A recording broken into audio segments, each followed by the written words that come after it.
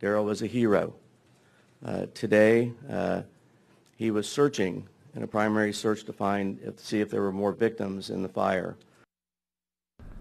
Firefighters are a tight-knit network of brothers and sisters who work, eat, sleep, and face danger together every day.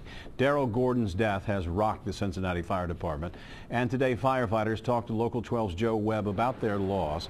He joins us live downtown with their stories. Hi, Joe. Hey, Rob. Daryl Gordon made his last shift as a Cincinnati firefighter on Heavy Rescue 14 out of the firehouse here at 5th and Central in downtown Cincinnati. He spent a lot of time working here, spent several years as a bomb technician on the bomb squad that operates out of 5th and Central. We are told he was a bear of a man with a big laugh and a big heart. Daryl Gordon was loved, and he will be missed. When a firefighter dies in the line of duty, the loss is deepened by the fact their co-workers are often as close as family. Daryl Gordon was loved by his firefighting family. Even before Engine 14 returned to the firehouse, the flags outside were lowered. Inside, a crisis team led a stress debriefing. At the Union Hall, dozens of off-duty firefighters gathered to console one another and remember Daryl Gordon. He was a firefighter's firefighter. He was a man's man. He was as good as it gets. This job is for special people, and he was one of those. To know Daryl Gordon was a lover.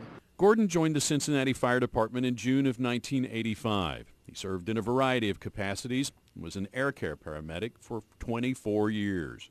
He was a bomb tech. Anything that needed to be done on the fire ground, he was capable, more than capable. He's the guy, when God created firefighters, that's what he wanted, a guy like that. I mean, if you had to pick somebody to be in the midst of it or a foxhole or whatever, you'd pick Daryl Gordon. Gordon leaves behind a wife and 2 college-age daughters. Firefighters are just beginning the investigation into what happened in Madisonville. They mourn today and reflect on their loss and know tomorrow there will be new fires to fight. It doesn't stop. We don't get to stop just because this happens. The firehouses are staffed right now. 911 calls are still coming in. The fires, are still being investigated and being extinguished, and that's what we do. Daryl Gordon was a 1979 graduate of Princeton High School, where he played football and basketball. Firefighters say he was a great teammate as a firefighter. Guy who really liked to kid around, but when it was time to get serious, he was really good at that too. And Rob, you could just tell every man and woman that we spoke with loved this guy. They said he was good to young recruits. He was great with veterans. He was just the kind of guy, well, you know a lot of firefighters, and a lot of them are good guys, and it sounds like he was a pretty typical firefighter. He was, and he was highly trained, as you pointed out, and we're going to point out more through this broadcast, but this man was very highly trained. Well, and that's the thing that I think most people don't realize, is that most of the men and women that they see in those ambulances and on those fire apparatus are very highly trained and very committed. Yeah, Joe Webb, thanks so much.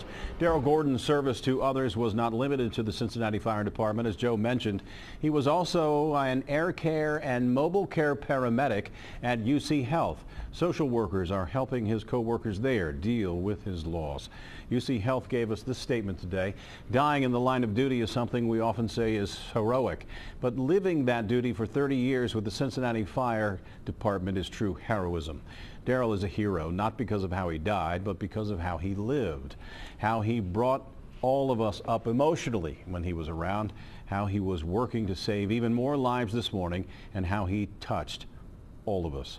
Our thoughts are especially with Daryl's family, all of the Cincinnati Fire, and everyone here at Air Care and Mobile Care that knew and worked with him. We are all touched in different ways.